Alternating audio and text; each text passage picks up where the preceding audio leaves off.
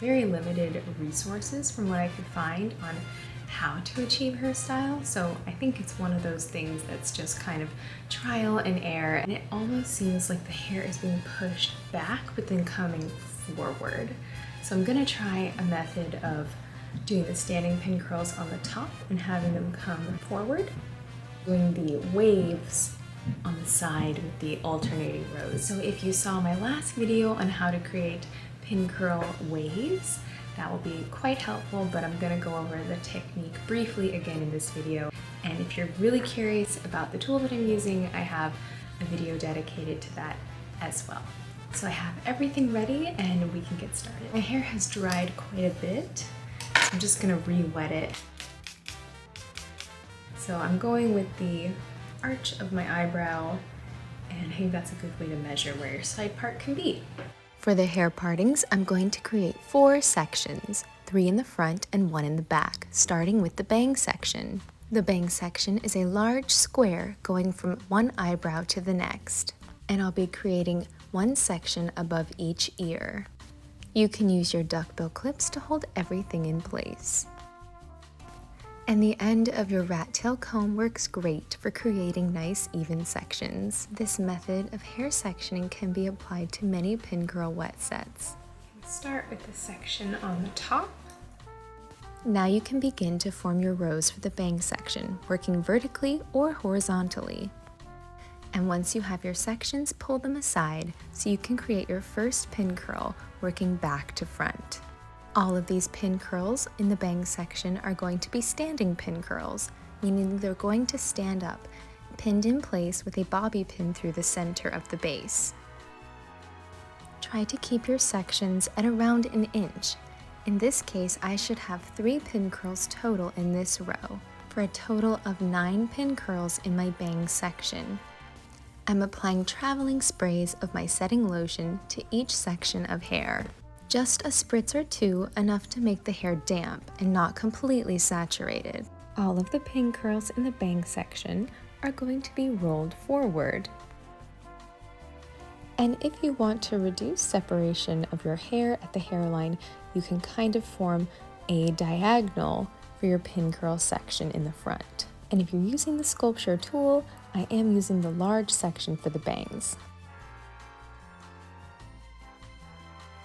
So I've completed the top bang section. I didn't think I needed to show you every single step. It's just this row repeating 2 more times. I secured each pin curl with a bobby pin. I only needed 1 for each curl, just stabbing it right through that middle.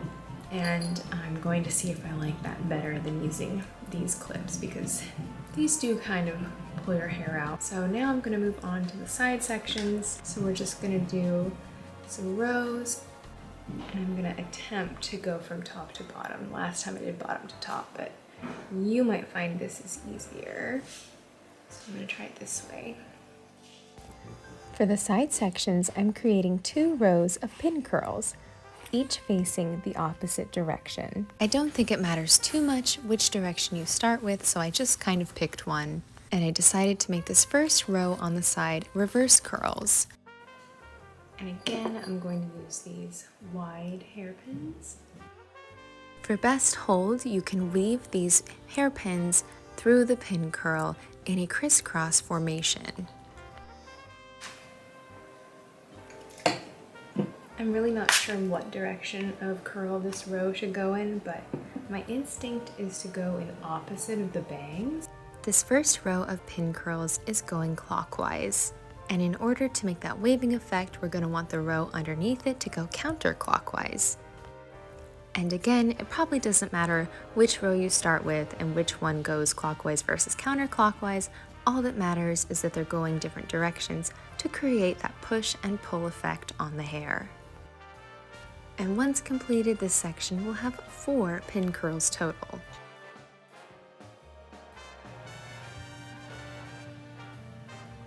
I'm going to repeat this on the other side.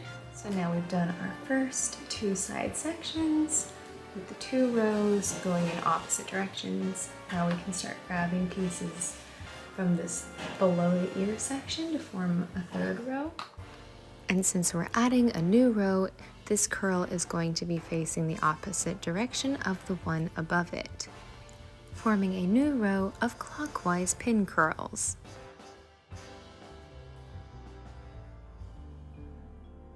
And now we can add on to that row from above the ear, and we'll create a counterclockwise pin curl and continue that all the way around.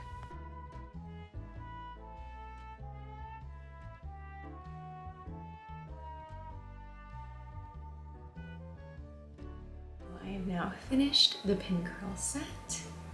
Everything is ready to go in the hairnet. Ones that I use for sleeping in, they're not the invisible ones. They have a little bit more strength to them. The invisible ones they're not going to keep your pin curls together. They're more for keeping it looking styled, where these are great for making sure your pin curls stay in place. And if you're having little pieces like this starting to poke out, this will hold it in the form that you want it to be. And that way, if any of your bobby pins come out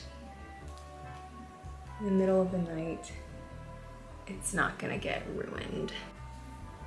So I haven't tried this setting pattern variation before, so this will definitely be a trial and error method.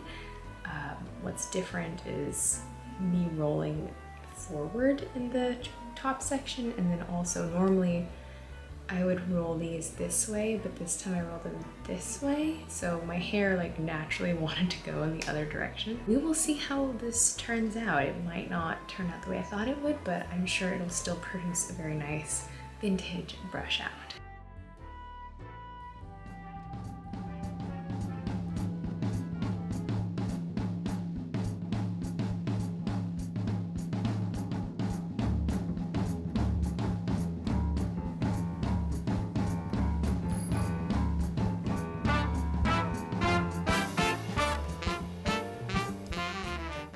So it is now the next day, and I'm removing all of the bobby pins so we can begin the brush out process.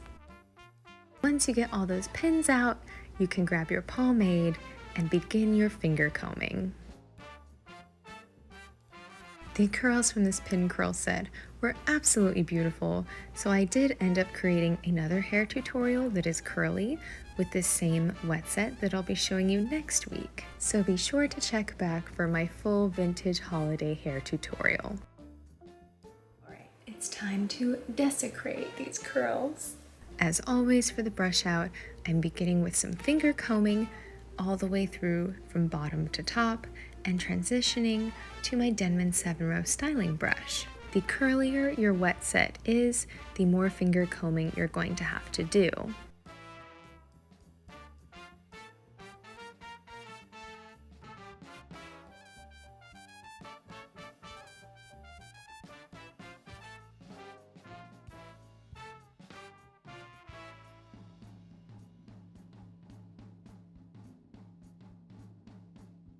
And I'm not doing anything really special with the hairbrush. I'm just brushing the curls enough to get it to a point to where I can now smooth it out with a comb. And of course, all of the products will be linked in the description below.